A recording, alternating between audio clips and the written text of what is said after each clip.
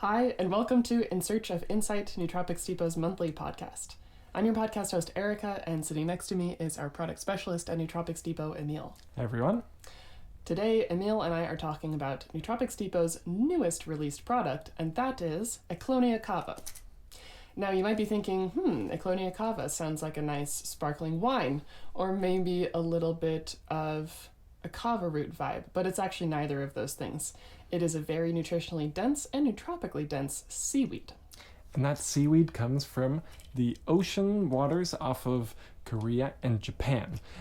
There might be some other growing locations, but that's really where the bulk of Ecklonia Cava is coming from. And that's where our Ecklonia Cava is also coming from. Correct. It's coming from Korea, and it is coming from wild specimens. And it's coming from wild specimens because we haven't really figured out a way in which we can cultivate Ecklonia Cava at a commercial scale. So all Ecklonia Cava is coming from the wild, but the problem with it is that Ecklonia Cava populations are declining, and in order to combat this, the Korean government has made it so that you can't just go out and harvest as much Ecklonia Cava as you want. In fact, most Ecklonia Cava on the market, including ours, has to basically wash up on shore after really intense storms, which dislodge the Ecklonia Cava from the rocks that it binds to. And because of this, there is a big sourcing issue with Ecklonia Cava, and we'll touch on this in a sec. But first, I think we should take some Ecklonia Cava. Yes, and to tell you a little secret, we actually already took 2 capsules earlier today. We started our day with 1 loose capsule. We haven't taken our daily supplement stack, and then a couple hours later, we took a second dose.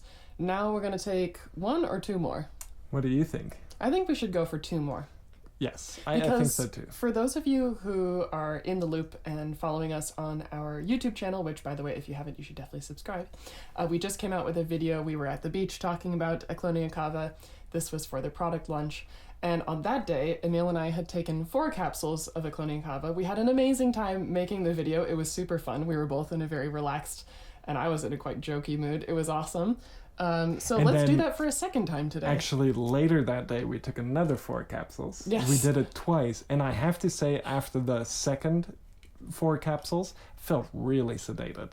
I couldn't really think straight. I was really tired. But then I had a really good night of sleep. And of course, no one here, well, maybe some of you are wanting to use 8 capsules of Ecklonia Cava, but that would get pretty pricey. Mm-hmm. I honestly wouldn't necessarily recommend it because there is a sweet spot. I feel like 2 capsules is really a sweet spot if I'm going for the acute effects. Yeah. We took 1 capsule earlier today, as Erika mentioned, and then an hour or 2 later we took another one. And because Ecklonia Cava lasts a little while, when we took that second dose, it's stacked together. Now that's been a few hours. I think it's been 3 or 4 hours since that second dose. But I can still feel this nice relaxed sensation. And like Erika mentioned, we haven't taken our normal supplements today, but we do have many components of our supplement stack that are calming. That's something that's important to us. Mm-hmm. And this is totally substituting for the things that are in our stack, especially at these elevated dosages. Why don't you get us out some capsules? Let's do it. One of the main perceptible benefits that I noticed from the 2 capsule dose was a significant feeling of relaxation in my muscles. My sore muscles feel a little bit looser, and then the second is also just like really less stress, less little distractions, less irritation, just a general overall mood boost. So muscle relaxation and mood boost. That's what I've noticed from the 2 capsule dose so far. How about you? Yeah, it's somewhat similar. Definitely some muscle relaxation, and that's of course coming from the GABAergic effects, which we'll touch on in a sec too. And then there are also some anti-stress effects, which could be coming from the fact that Ecklonia Cava also increases IGF-1 levels, and that can have a positive effect on mood and stress levels. And of Quick course, question. IGF? IGF, Insulin-Like growth factor 1. We will also talk about this a little bit later. That's important for the muscle growth effects, the hair growth effects, some of the nootropic effects, and maybe some of the stress effects. So IGF-1 is an important component here. But without further ado, let's take these so they have some time to actually kick in. Okay, capsule Cheers. Boop.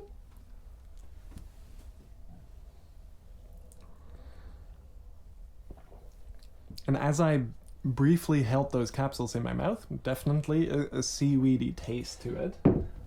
Let me have a little bit of a smell. Or are you sure that it's not the nori that was in the rice at lunch? Yeah, we did actually eat a little bit of seaweed earlier, but this smells like seaweed. It does. Ooh, but it's actually nice. It kind of smells like the freshness of the ocean. It does. And our Ecklonia Cava is coming from older species. So the older the Ecklonia Cava gets, the more bioactives it contains. The younger it is, though, the more fine it is, it's a bit more green, and apparently it can even have a bit of an aroma reminiscent of white truffles. I honestly have a bit of a hard time believing this, but there's a famous celebrity Australian chef, I believe his name is Peter Gilmore, and he one time said that Ecklonia Cava has a bit of a truffle-like aroma. And if you look in Korea, there's a lot of Michelin star type restaurants, like really high-end restaurants, that are using Ecklonia Cava in their dishes, sometimes even as the wrap for sushi, because it has a more powerful taste and it seems to be able to highlight some of the more nuanced flavors of really high quality sashimi, tuna, things like that. But it's expensive. It's expensive to use, and you see that with our product too. It's obviously not a cheap product, and that's honestly because there's just a limited supply of it. And it makes sense. It's growing in the ocean, so if we can't cultivate it, then we also can't cultivate it to be cheaper to produce. It really is a wild product. Absolutely. And I think maybe that's what we should start off with, the sourcing dilemma.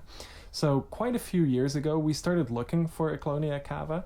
We thought it was a really interesting supplement, especially because it seems to have some really beneficial effects for hair growth. And there aren't a lot of things in nature that seem to actually be really beneficial for hair growth. So, of all the years that I've worked for Nootropics Depot, and I used to work for customer support, so I was getting emails from customers directly, I never had a product that I could recommend for people who were looking for something to promote hair growth. And in fact, we had this conversation often, that there was really very, very little on the market for this purpose that was actually effective.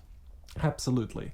And Ecklonia Cava is one of those things that in research it does really seem effective. There are some reports of people having positive effects with it, although I don't totally believe a lot of those reports, because a lot of those reports are probably not people who took real Ecklonia Cava. And that brings us to the sourcing dilemma. So when we were looking at this a few years ago, there was a product called Cenol. Cenol is an Ecklonia Cava extract. It was being produced in Korea. It's no longer being produced. By the time that we really got interested in it all, Cenol was kind of getting phased out already. And beyond Cenol, we couldn't find anything. And if we did find something, it ended up not being what we wanted it to be. It was a different seaweed just being sold as Ecklonia Cava, which, of course, if you're testing for maybe some markers like fucoidin or something that's in all seaweeds, and you test Ecklonia Cava and you say, hey, look, it contains fucoidin, it's Ecklonia Cava. That's not how it works. It could be basically any seaweed in the world. And if anyone, by the way, is interested in learning a little bit more about this botanical identification process, we did film a podcast with our science director at Nootropics Depot, Ellie Abraham, and that was a couple episodes back, so you can learn a little bit more about what all goes into identifying botanicals. Just wanted to drop that one in there. That's a good one. Yes. But I'm curious to learn a little bit more about this, because as you guys know, if you've been following along with Nootropics Depot, we are after the truth, and we really want to know and ensure that the botanical that we are using for our products is actually what it's claimed to be, and confirming that is not an easy task. Absolutely not. And it's even a harder task when everything you've tested fails for Ecklonia Cava, and then you're just kind of out of options. And we realized at a certain point that we had to go to Korea. For anyone amongst us that has maybe tried to work with South Korean companies, it seems to be a little bit hard.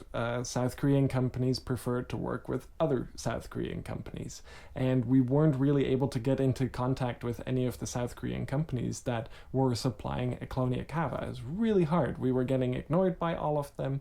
And one time, Paul was actually on a flight in the US, and he sat next to a South Korean lady, and they had a long conversation about all sorts of things, and Paul mentioned that he was into supplements, and he mentioned that he really liked Ecklonia Cava, and it comes from Korea, and this woman was very familiar with Ecklonia Cava, and she said, I actually know someone who processes Ecklonia Cava. But she kind of confirmed to Paul too that it is kind of hard to work together with South Korean companies. They do not like working with companies outside of South Korea. So that really got us started on that line of thinking. And then we did meet one person in Korea, and they told us this exact same thing again. It's going to be really hard for you to work with South Korean companies unless you kind of are a South Korean company. So this person in South Korea, they helped us set up a facility there. We got it FDA registered, and that allowed us to finally start actually even receiving samples to test. This is how hard it was. Usually you can always get a sample. The only sample we were able to get out of Korea was a topical skincare product that does seem to get exported a little bit. But the stuff for oral consumption, it seems to stay in Korea. So we set up this Korean company. We have a Korean office now and an FDA registered facility where we can now import from within Korea. We can import Ecklonia Cava there, and then we can export it from that facility to the US. And this worked really well. It obviously took quite a while to set this up. We had to find a facility to rent. We had to find someone to work together with. We had to set it up. We have to get it FDA registered. So that took at least a year, if not longer. But now we actually have a steady supply of Ecklonia Cava, and we can choose from many different vendors within Korea. And that's also really important because we tested a lot of different products. And now to kind of get into the chemistry of it all, whenever we're looking for a new product, we usually are looking for it because it contains unique bioactive molecules. When you just say Ecklonia Cava, that could be a lot of different compounds. And you want to focus on a few quality markers to see that, is this Ecklonia Cava going to be effective?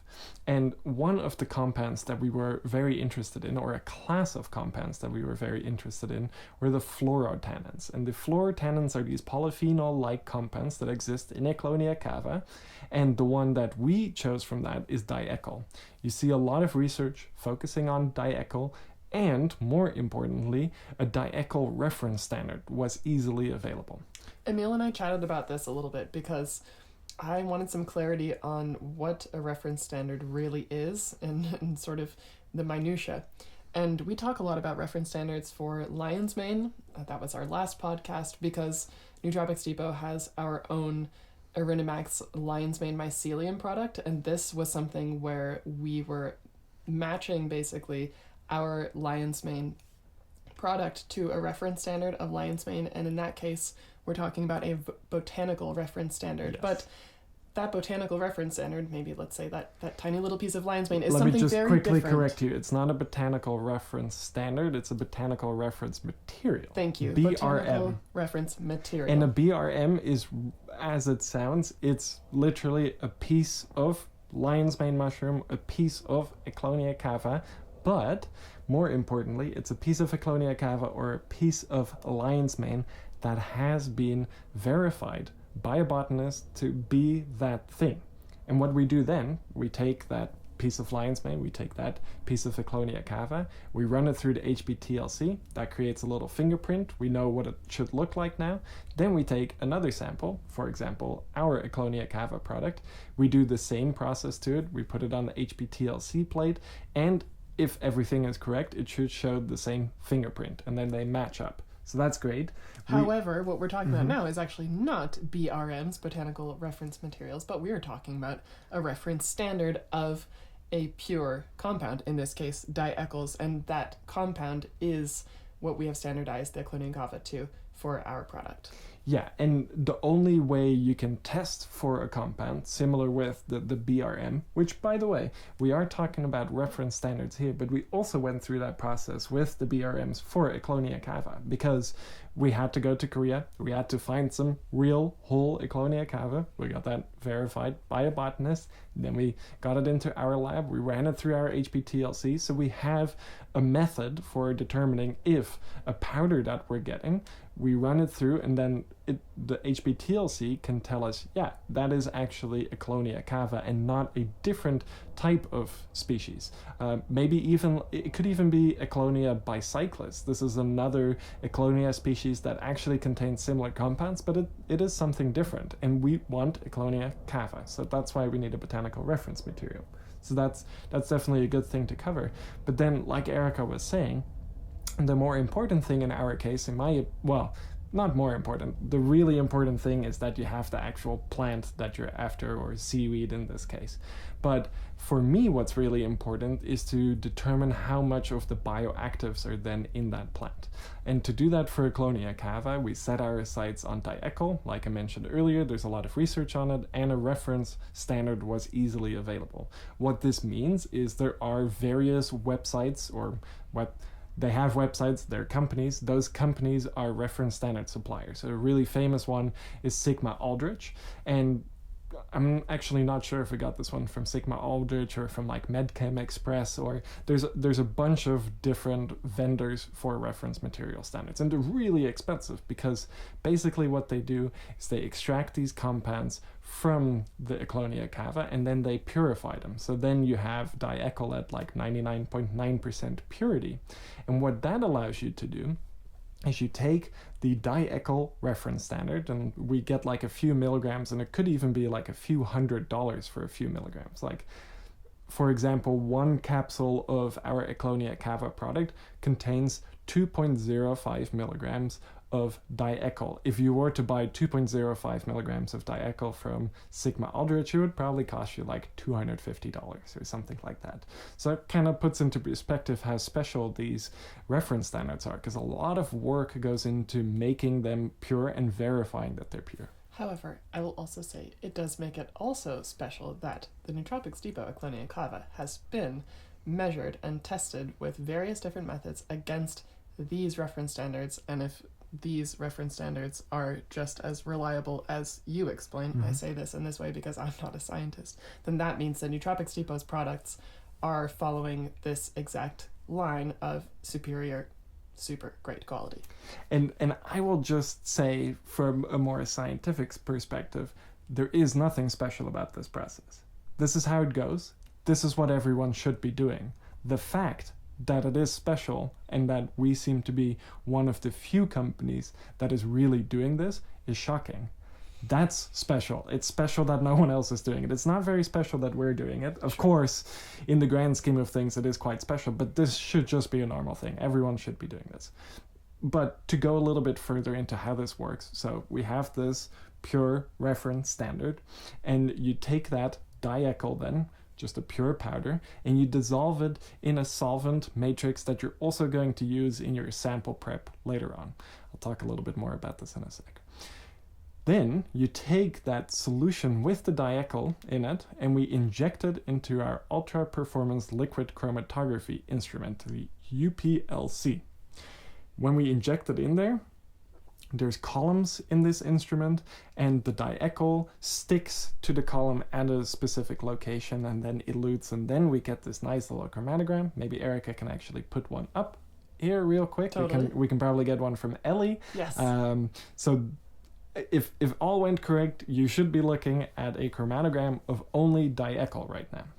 And you'll see that there's going to be a very clean just line, and then there's just going to be one bip, bip, and that bip is Dieckols. Now we've calibrated our UPLC. Now we can take Ecklonia cava, just unextracted whole Ecklonia cava, which is what our product is, and we can do a very, very, very thorough extraction on it, vortexing it, sonicating it, breaking its cell walls, using really gnarly solvents that you would never want to consume, but just to get the absolute maximum out of it.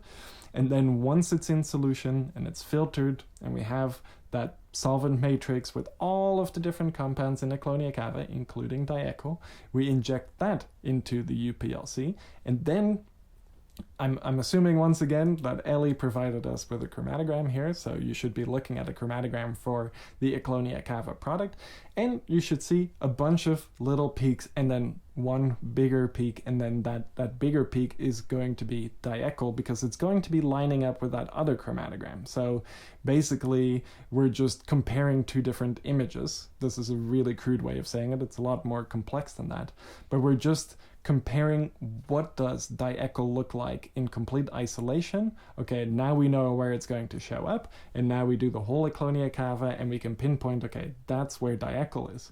And because we now know that, we can tell you the percentage of Diecol that's in there. And our minimum standardization is 0.5% Diecol. But what actually ended up happening for this first batch is that we are quite a bit above it. So we're actually at 0.82% Diecol for this batch. And if you want to know exactly what your batch is at, with the new website update, we have now also started to upload the certificates of analysis for specific batches onto the website with the lot number on it. So grab your bottle of Ecklonia Cava, look at the lot number, and then look that up on the website, and you can see exactly how much Diecol is in it, and it's probably going to be above that 0.5% minimum standardization.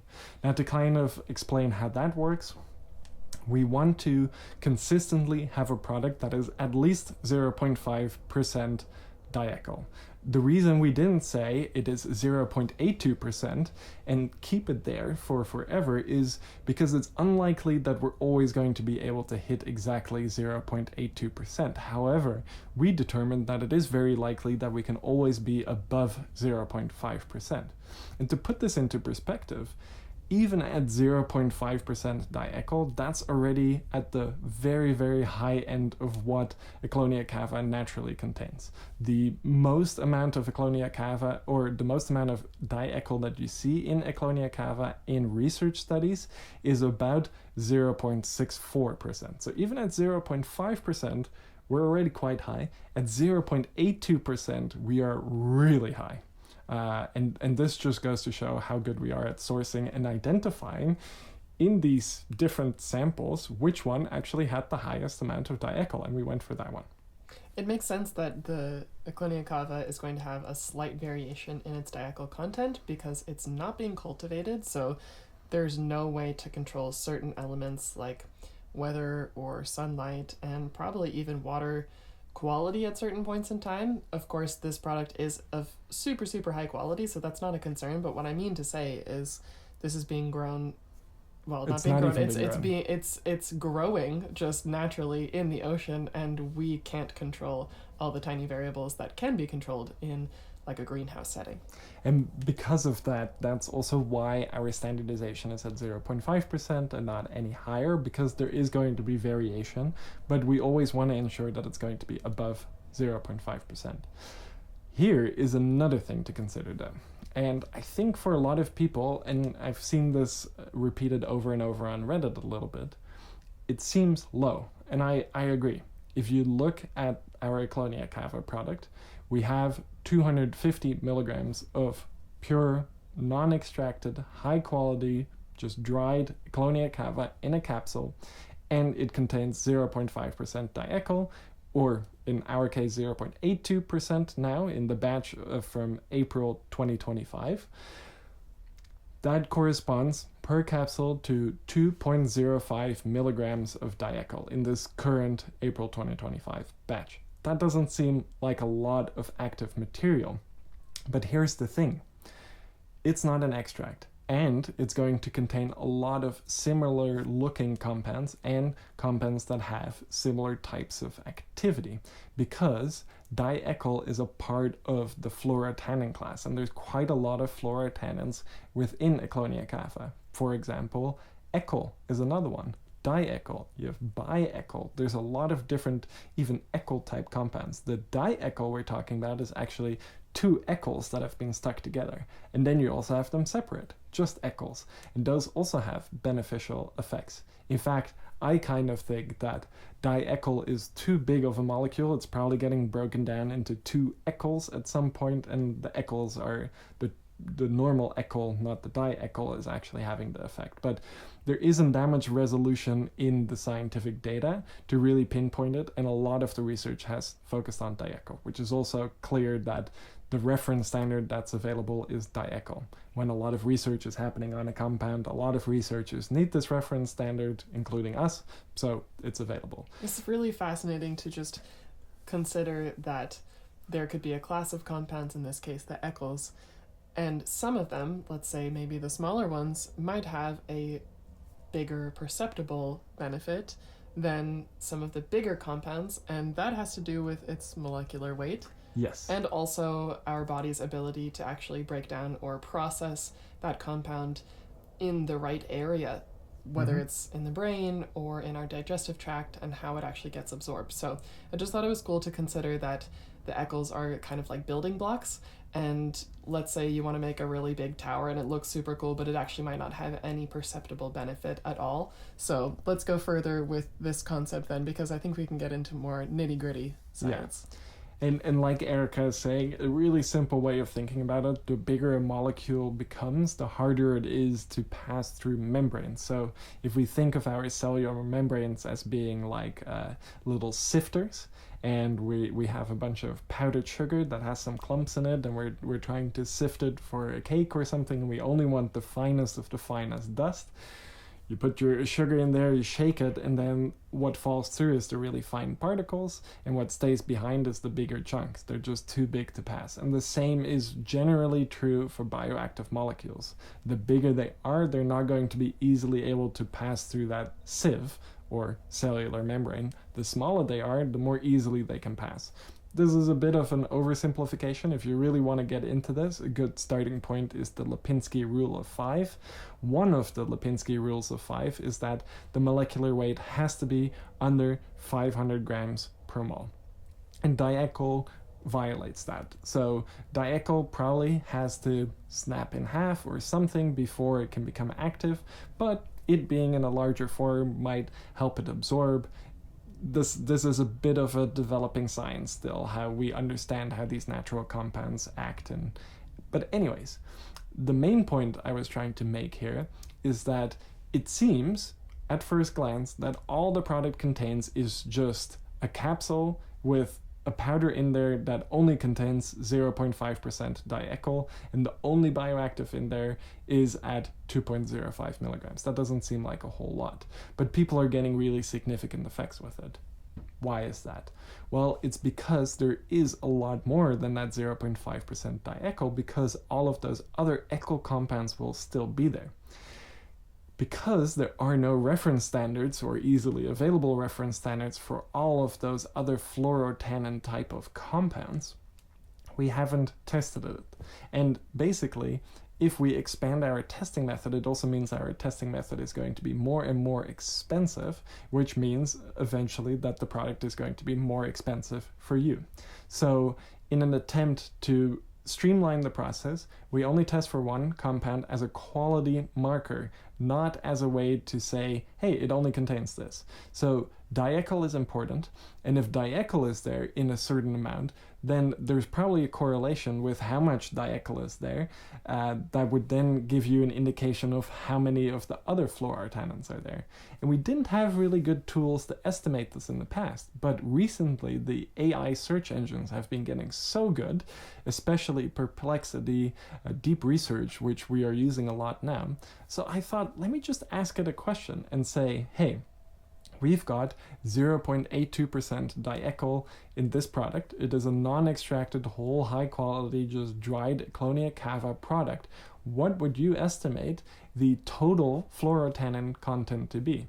And this Perplexity Deep Research report, it takes about half an hour to generate. It's looking all over the internet and all sorts of scientific publications to try and get an idea of, are there maybe ratios that occur normally? Like, let's say, if there is Diecol, usually you find the same amount of Eckol in there. Then you can make some estimates. So when we gave all of this information to Perplexity, it ran a analysis, and what it came up with is that the total Phlorotanin content should be between 3.5 to 11%. So in my opinion, that really changes the way I even look at the Ecklonia Cava product. Because we're not talking about 2 milligrams of an active compound now. We're talking at least 5 times that, or 7 times that, 0.5 to 3.5 at the very minimum.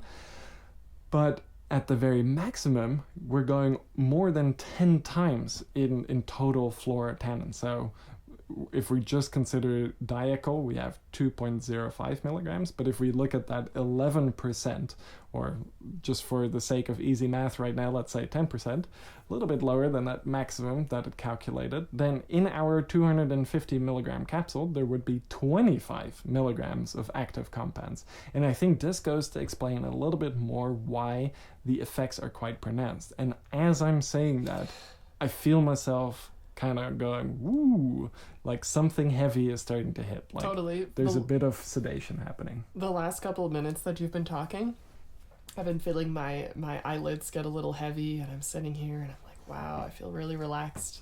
I feel really good. Why do I feel so relaxed? And then I'm like, whoa, this Ecklonia Cava is actually super effective. Yes. So relaxing, and it does kind of wash over you like a big wave in the middle of a kelp forest in Korea. Now I'm in a different place, but let's stay focused even with all the relaxation on what you were talking about before. Yeah. This is also why we were discussing a little bit at the start. Are we going to do 2 capsules or 1 capsule? Especially because we've already taken 2 capsules today. Because, to be honest, it's a little bit harder to maintain focus when something this urgic starts happening. So if I start trailing off a little bit, you know why. But I do think it's nice to showcase that something is actually happening. Yes. I'm sure you can maybe see a bit of a change in our behavior at this point. And you might be able to hear it as well, because one thing that I've noticed, as I'm sitting here, it's a little bit harder to keep my eyes wide open, but I'm also feeling that same kind of effect with pronouncing words. So if our speech isn't quite as clear as it would normally be, then you know why. And I always like to make this reference because it just helps me remember the effect that GABAergic products have by associating it with something wonderful and pleasant every once in a while, which is alcohol. So it makes sense that the Ecklonia Cava is having this very relaxing, kind of muscle relaxing effect, mood boosting effect, a little bit of like a warm blanket kind of feeling, and also it seems to be a little bit inhibition lowering as well, although I have to say the relaxation definitely overshadows any kind of like creative stimulation that might come from lowered inhibitions. This one is really just made for relaxing. So yeah, that's absolutely true, and we're gonna get into why that is as the next topic, because I think that's a really good transition point. But just to look at the total bioactive picture, let's wrap that up a little bit. If we consider the fact that we took 4 capsules today, if we only consider that it only contained Dieckol, we would have consumed only 6 milligrams of an active class of compounds. Which doesn't seem like enough to have this powerful of a perceptible benefit or effect. Correct. So I totally understand why there is a bit of skepticism. But the important thing to keep in mind is that we probably didn't consume 6 milligrams. We consumed at the low end, so at the low end I think it's 14 milligrams of Phlorotanins per capsule. So about 60 milligrams total over those 4 capsules. Or if we're looking at that higher 25 milligrams of Phlorotanins per capsule, then we could have consumed upwards of 100 milligrams of Phlorotanins, which actually does seem like quite a lot. And goes to explain a little bit more why I've also been feeling it quite strongly, and others have been feeling it quite strongly, especially at those higher dosage levels. Now, the reason we have all been feeling it, and Erika already alluded to this a little bit with her alcohol comparison, is that Ecklonia Cava, the Dieckol content and some of the other Phlorotanins, they activate the benzodiazepine site of the GABA-A receptor. And what this does is it changes the physical structure of the GABA-A receptor a little bit, which makes it more responsive to your body's own GABA. And for people who don't know what GABA is a neurotransmitter that's in our body and brain, and it is called an inhibitory neurotransmitter because it kind of acts as a brake on neurological circuits.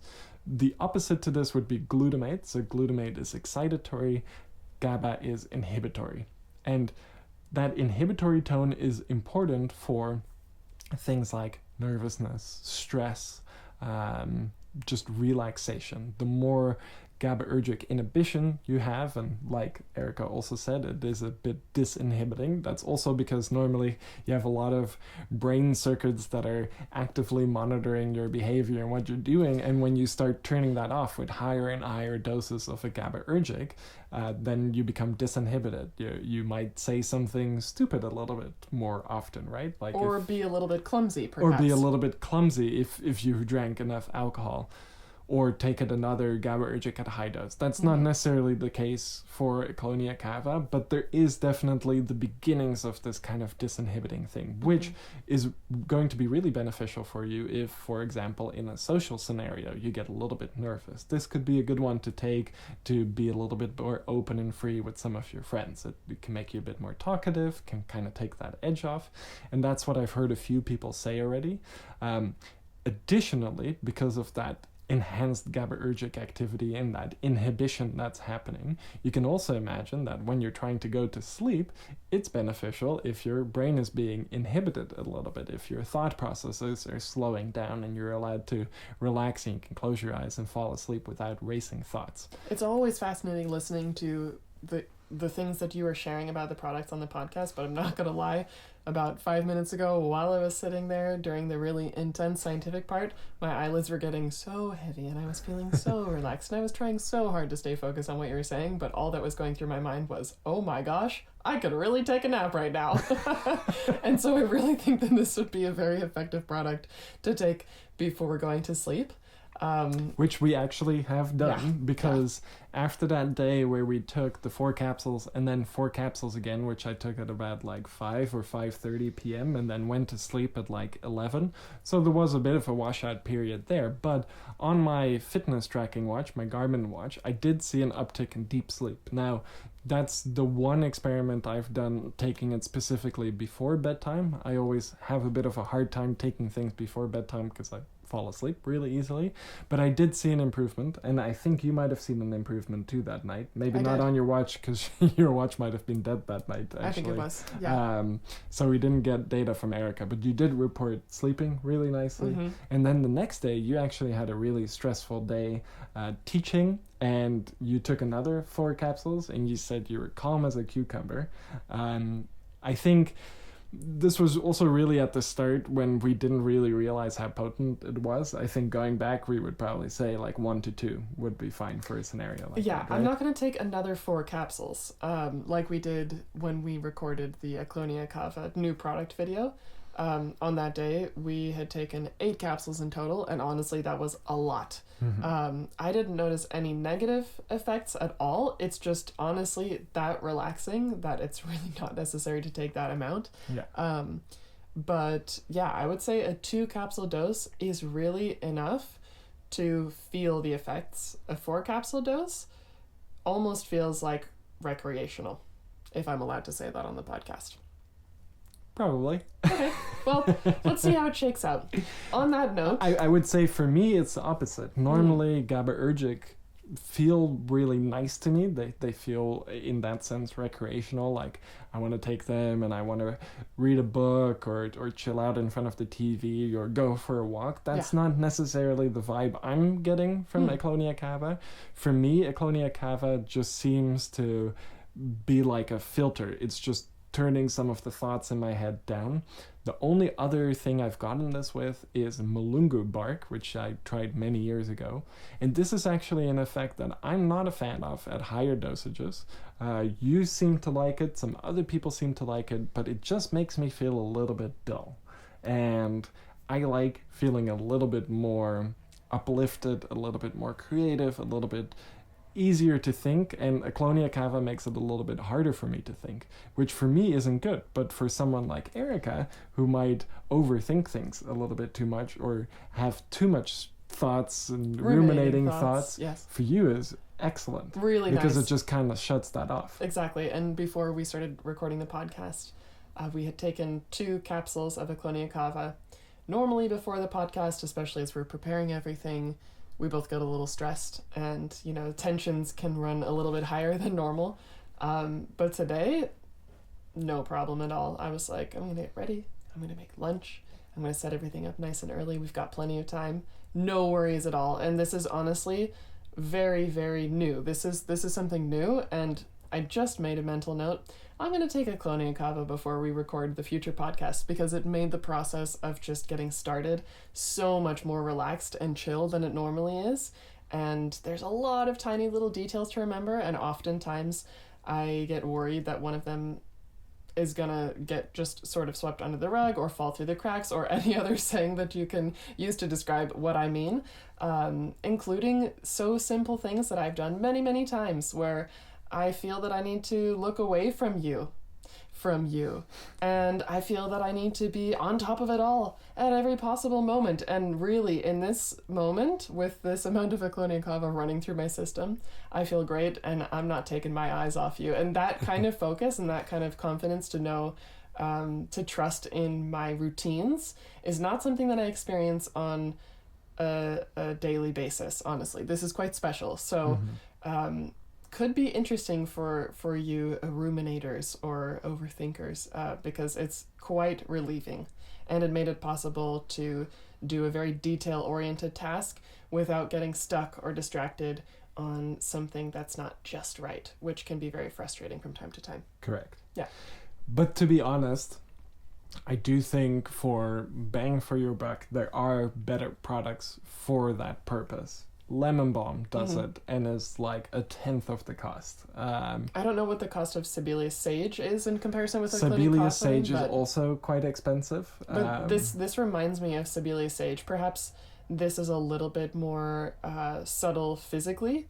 I think that Sibelius Sage was super powerful in terms of physical relaxation, but that's definitely on the same level of effectiveness.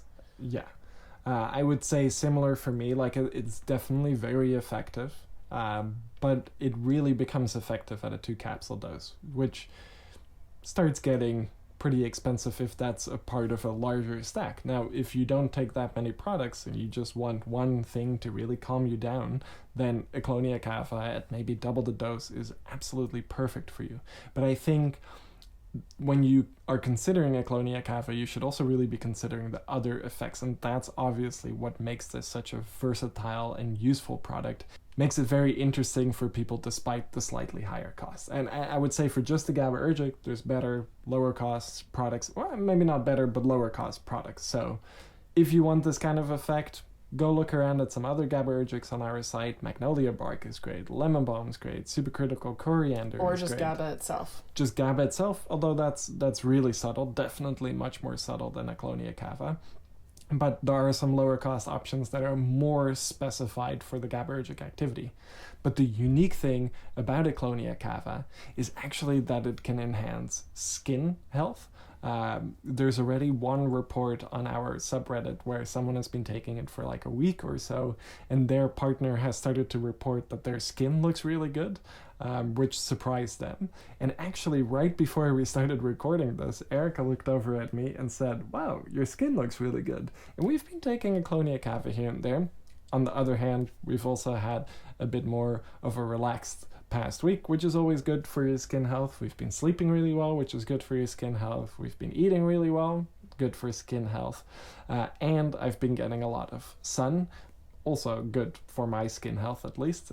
So for us, the jury's still out. There's too many variables, good variables, to say that the glowing skin is purely coming from Ecklonia Cava. But as you're saying this, it is now making me think, ooh, I need to be taking this in my daily stack because I want to get those compliments too. Not only is it healthy and great for your skin, but it's also good for building muscle. We've spent a long time on the podcast so far today talking about its relaxation benefits, and I think that's because that's what we can really feel, and that's what we can also show you just in our expression and the way we're talking to each other on the podcast. But the long-term benefits are, for me, even more interesting and exciting because, again, there are very few products that I have heard Emiel talk about that are genuinely good for skin and good for muscle building.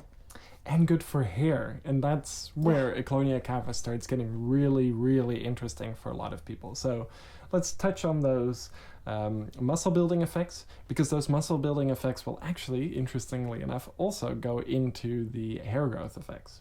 So for the muscle building effects, one of the biggest effects that Ecklonia Cava has, and I alluded to this earlier in the podcast too, is that it can increase levels and activity of insulin-like growth factor 1, IGF-1. And IGF-1 can stimulate anabolism, it can stimulate muscle hypertrophy, so make your muscles grow. And that's obviously where Ecklonia Cava shines for building muscle. Now, on top of that, the Phlorotanins are also very strong oxidation and inflammation regulating compounds. So Erika's also been saying it. This effect kind of makes her body feel nice and relaxed. GABAergics definitely do that, but inflammation regulating compounds and oxidation regulating compounds also play a role there. So probably it has some pain reducing effects for you in addition to that relaxing GABAergic effect. And those two are coming together to provide just a really nice physically and mentally relaxing effect and a pain relieving effect. Quick little anecdote. I have been feeling a cold coming on since this morning. In fact, I felt it a little bit last night, and this morning I woke up with a dry, sore throat, feeling a little bit achy, and that feeling, it stayed. I took one capsule of Ecklonia Cava. I didn't take any pain relievers. I didn't take any cold medication, anything like that. I only took one capsule of Ecklonia Cava, and I was still feeling a little bit achy, but after the second capsule, I really felt a difference in my breathing. My throat is not sore anymore. And my mucus, like my sniffly nose, has also gone away. And now that we've taken another 2 capsules, those effects are just getting more powerful. So I was feeling a little bit under the weather, like I was starting a cold, and this is genuinely making me feel better.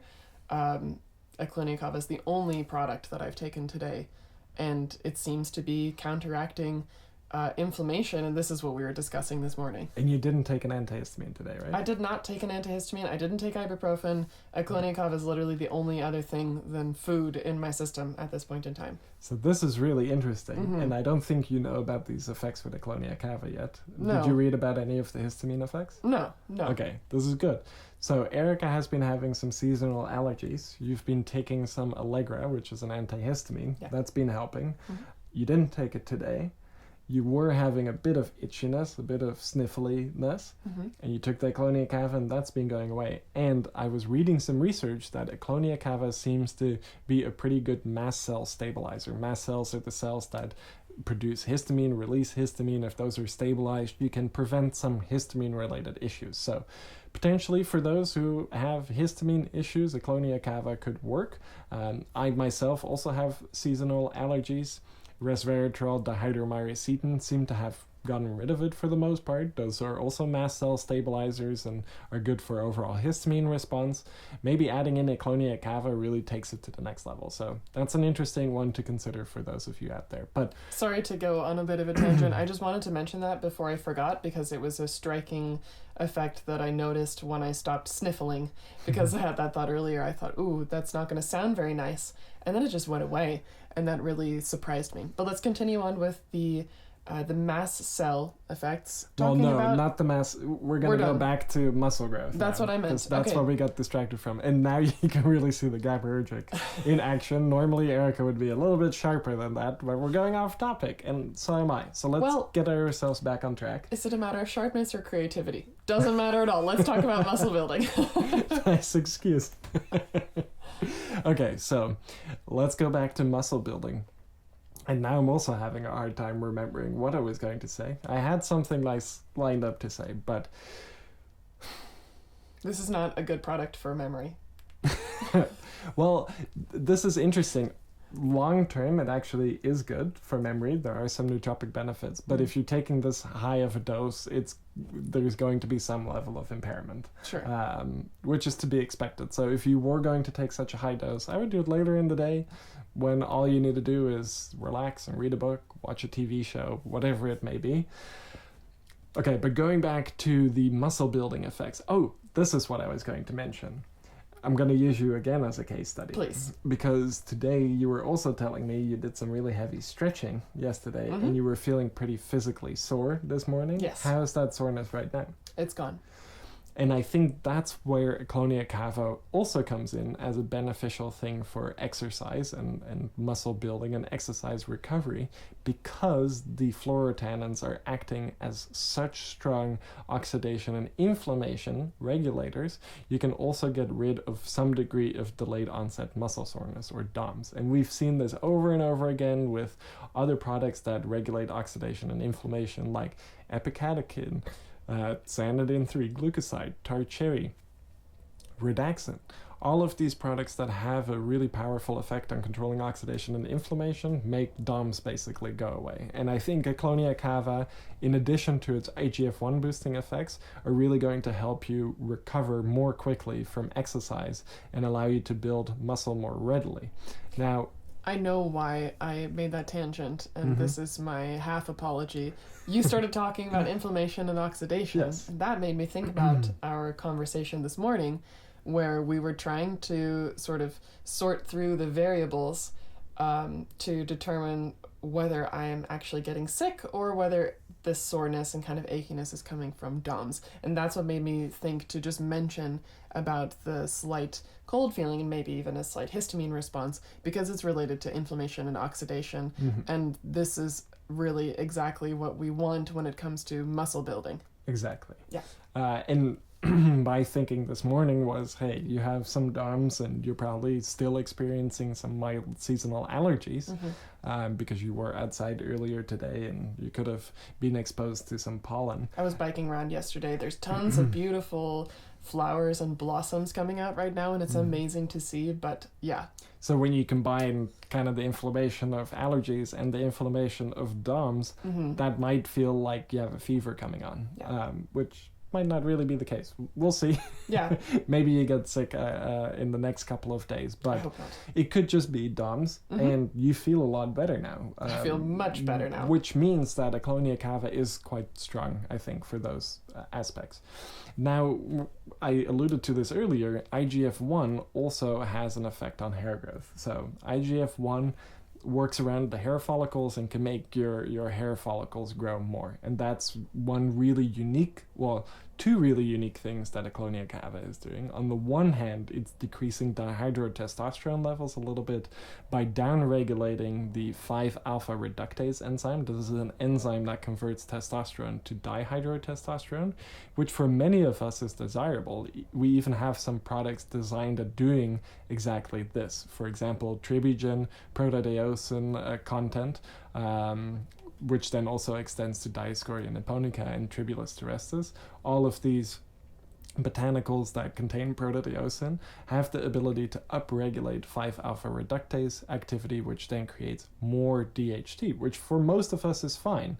But for some, especially men, they are more sensitive to the effects of DHT at their hair follicles, and DHT makes their hair fall out. This is why basically any IFBB pro bodybuilder doesn't have hair anymore, because they've been injecting DHT like there's no tomorrow, and that just eradicates your hair. So if you're ever curious why are many of the biggest bodybuilders in the world bald, it's because they have too much DHT.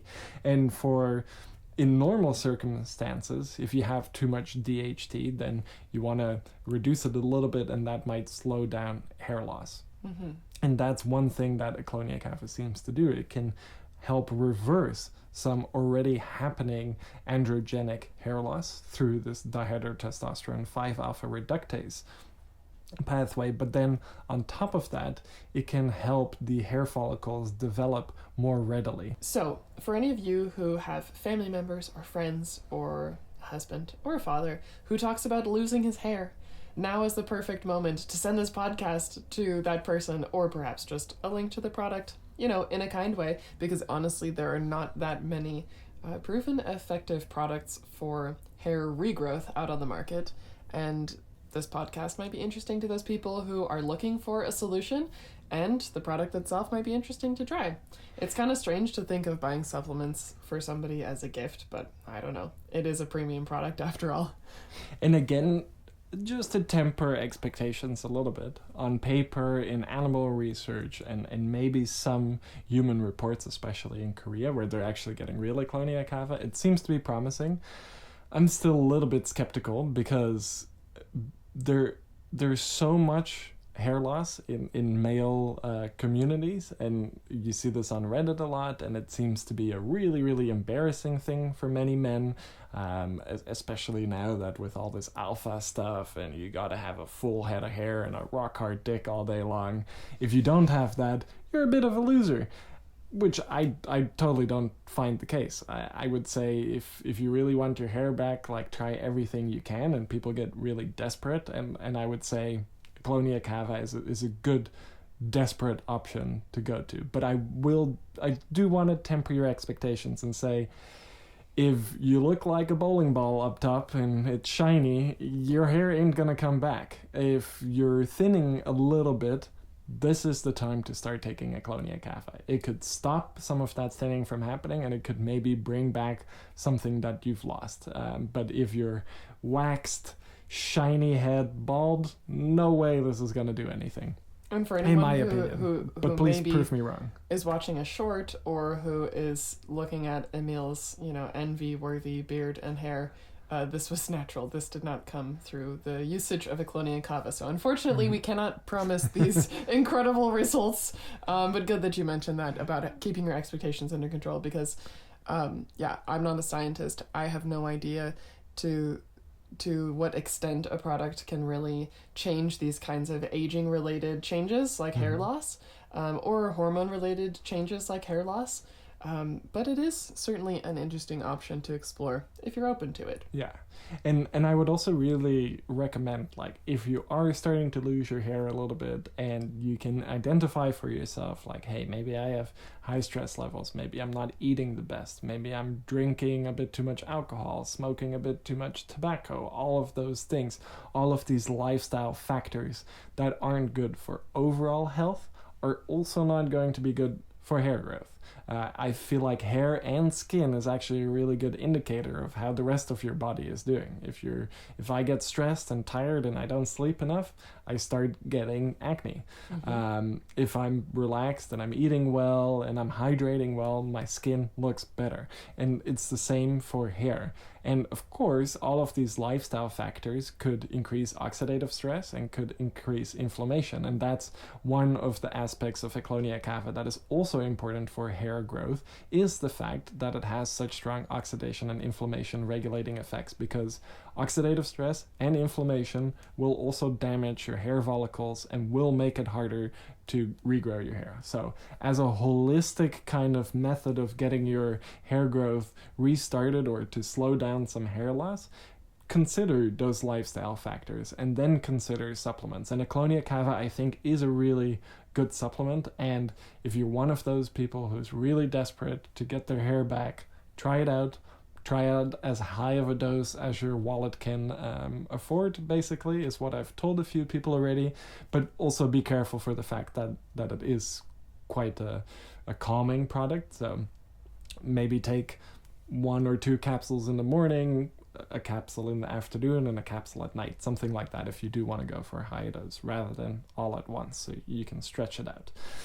But there does seem to be evidence, and I'm very curious because on our subreddit there's a bunch of people who do already experience some degree of hair loss, some more extreme than others, and they've indicated that they really want to try and see if Ecklonia Cava works. So maybe in a few months we'll have some success stories, and I'm hopeful for it. But this has been such a long pursuit of human beings to try and figure out something that regrows hair. It seems a little bit too good to be true that you take a couple of capsules of Ecklonia Cava and your hair just comes shooting out of every place in your body. But who knows? It is quite a unique product. It is unique. It's not a product that I have come across, in my just consumer, non-scientist level supplement interactions. it's not anything I had heard of before Nootropics Depot started talking about it, and I think a lot of people are also unaware of what it is, especially outside of the Nootropics Depot community, or I mean the nootropics community at large. So I'm curious. I'm curious to hear your experiences with it. By the way, if you have tried Ecklonia Cava and you already have a bottle at home, leave us a comment and let us know what kind of effects you've been noticing, because, of course, on Reddit, people are talking about the perceptible benefits of Ecklonia Cava, and we are talking about the science behind those benefits, but it's also nice to just get to know you in a new way, in a different way on YouTube. So if you're watching this and you've actually tried the product, let us know what's your dosage, what do you like about it, and yeah, basically, what's your personal experience? Because it's fascinating for us to read those things, and it sometimes leads us down rabbit holes for different benefits of the product that we wouldn't have discovered otherwise, because, yeah, more brains is better than two. Absolutely. And one thing that we have actually discovered, and this is something that I might be able to experience after taking Ecklonia Cava for a while, is I don't have a whole lot of hair growth right here. Mm-hmm. And in the beginning, when I started growing a beard, it was actually a little bit patchy. And at one point, I was washing my beard with ketoconazole, which contains a 5-alpha reductase inhibitor. And I did see an increase in overall thickness in the hair growth of my beard. Again, I was 21 when I started growing a beard, and I'm 9 years further now, so this has taken a bit of work. But over time, maybe the density of my beard hair has gone up because of some of these supplements. And the reason why I mention this is because Paul, none of you have actually seen a picture of him, but I can tell you this. He has a beard, and he has said that over the last couple of months, because he has been taking Ecklonia Cava much longer, he has noticed more facial hair growth. So maybe that's something that we notice quicker. That would definitely be something worth noting if that happens to you. And that could maybe be an indication that hair will start growing more on your head too.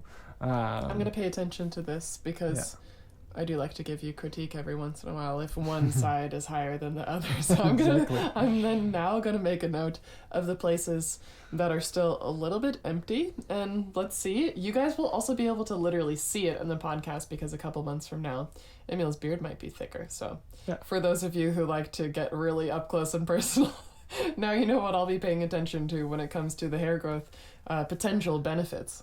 Because, as you can see, there's probably not a whole lot of hair growth that you're going to notice on my head. No. Because I've kind of maxed out that genetic hair growth thing. Okay, so we're kind of getting towards the end. I want to wrap things up, but there are a few effects that we should still talk about. Yes. The most important, in my opinion, though, are those more acute GABAergic effects, the hair growth, the skin quality effects. I was about to say skin growth. Hopefully it doesn't do that. That would be weird. Well, actually, it definitely is going to help your skin grow, because having healthy looking glowing skin is also happening because your skin cells are turning over faster, and your skin is growing, and you're sloughing off dead skin and having fresh and like smooth skin is definitely an example of a person who has like a healthy skin turnover. Mm-hmm. I don't know a whole lot about this. I can just tell you things that I've learned from the beauty YouTubers over the years, or the ladies at the skincare counters at department stores. But I do know for a fact that cell turnover is super important. Mm-hmm. And I mean, yeah, it looks pretty good on you.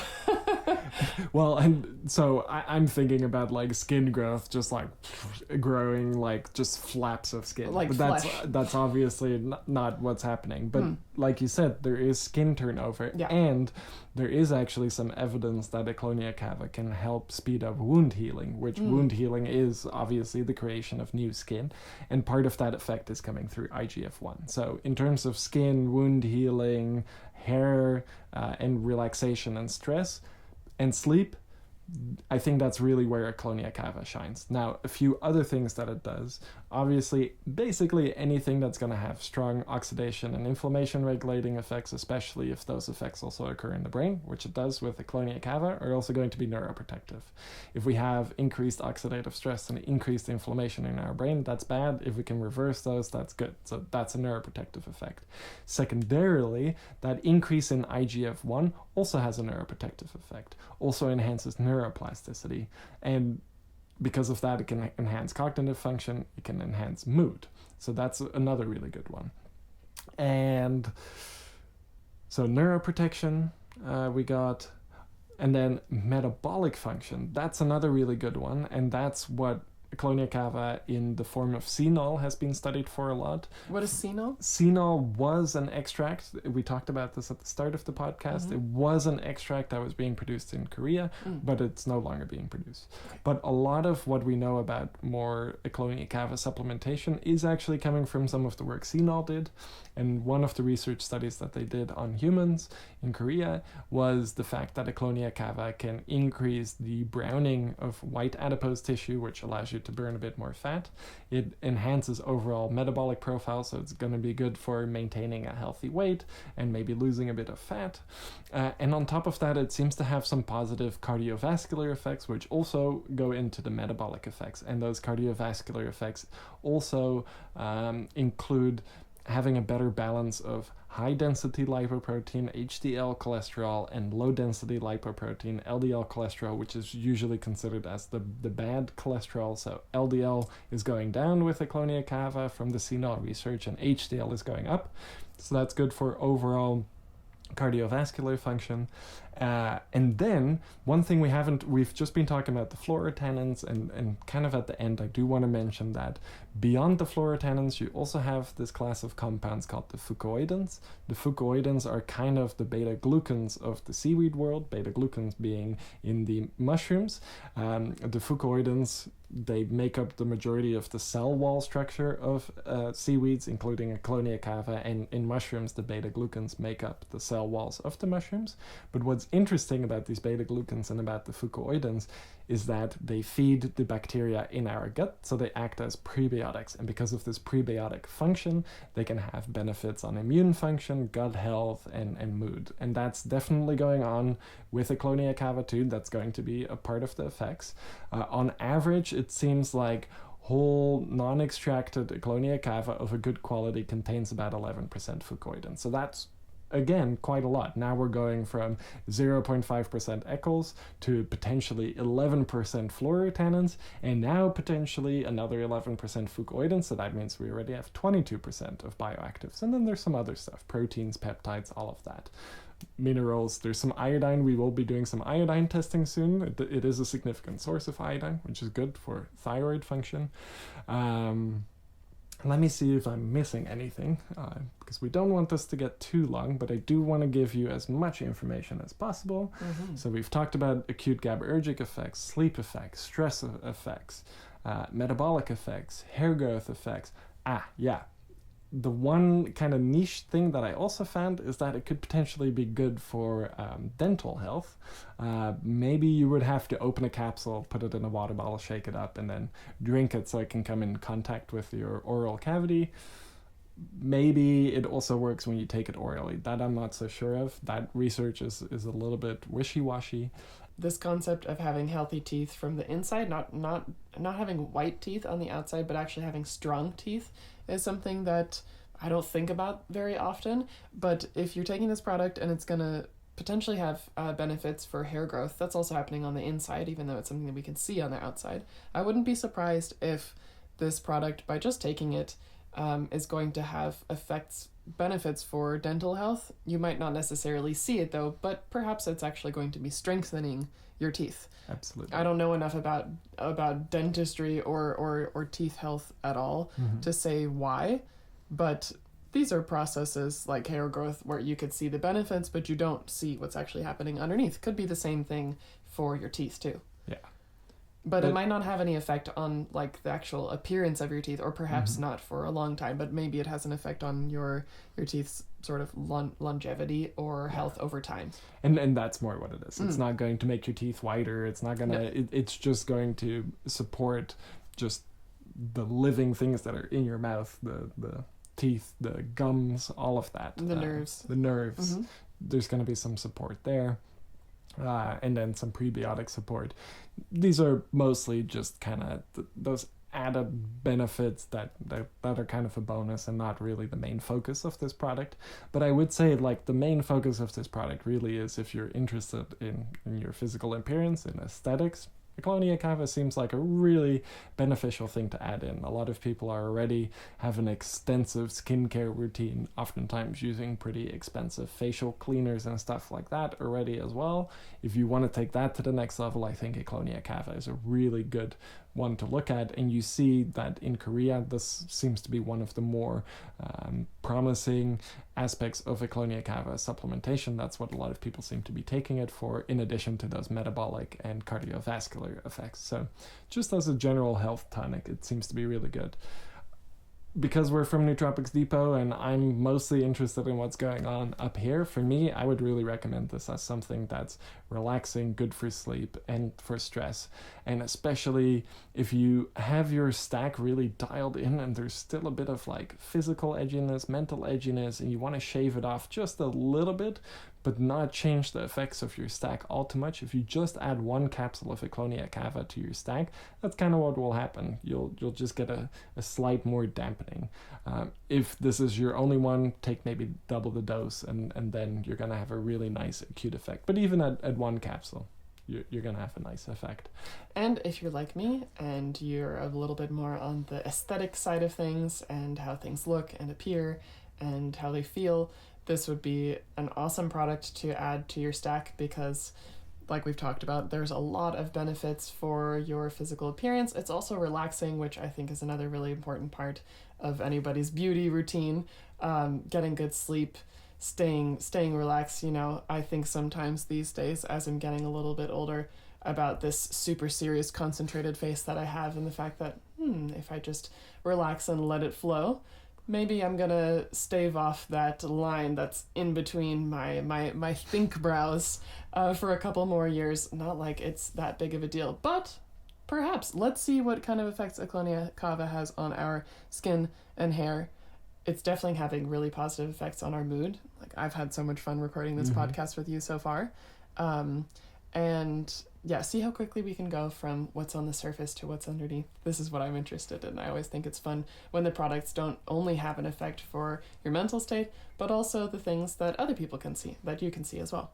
Which obviously is going to help improve your mental state too. I say, like, the better my skin, and also if I'm having a particularly good hair day, which I think I'm having today, I feel better about myself, and that puts me in a better mood. It makes me feel more comfortable, makes me feel more confident. When I'm like full of acne, my hair is greasy, and I'm out in public, I don't feel so good. So I feel like, at least for me, and I think also for you, and maybe for a lot of you, personal appearance is really important to our mental well-being and just our confidence. So I would say something like Ecklonia Cava that is both relaxing and improves aesthetics, a better combo doesn't really exist. Totally. I love it. I think this is a perfect place to end the podcast. I think so too. And I'm really curious, I'll say it again, to hear about your experiences with Ecklonia Cava, because I've been really surprised by the perceptible benefits, and it's definitely had more of an impact just on my mood than I would have expected, especially from a product which, you know, is unique and I haven't heard talked about as much, just in terms of nootropics in general. But yeah, we're really into this product. I hope that we can continue to take maybe a double dose or even a quadruple dose in the coming months. Running a little bit low. We might have to order a new bottle. It's a really, really nice product. It also, if you're interested in seeing a little bit of a different side of Emiel and I, you can check out the Ecklonia Cava video that we created for the product launch. We share just like a really quick rundown of the benefits and the background from this product. while standing on a beautiful beach. So you can definitely check that out on our YouTube channel. And of course, if you're not connected to us on Reddit, definitely subscribe to our subreddit, and that is r/Nootropics Depot. Whew, after all of that, thank you so much for listening to the In Search of Insight podcast, and thanks for coming back month after month and supporting us, for supporting Nootropics Depot, and for doing good things for your health. So with that being said, we will see you next month with a new topic and lots more research and insights to share. Until then, bye-bye. See ya.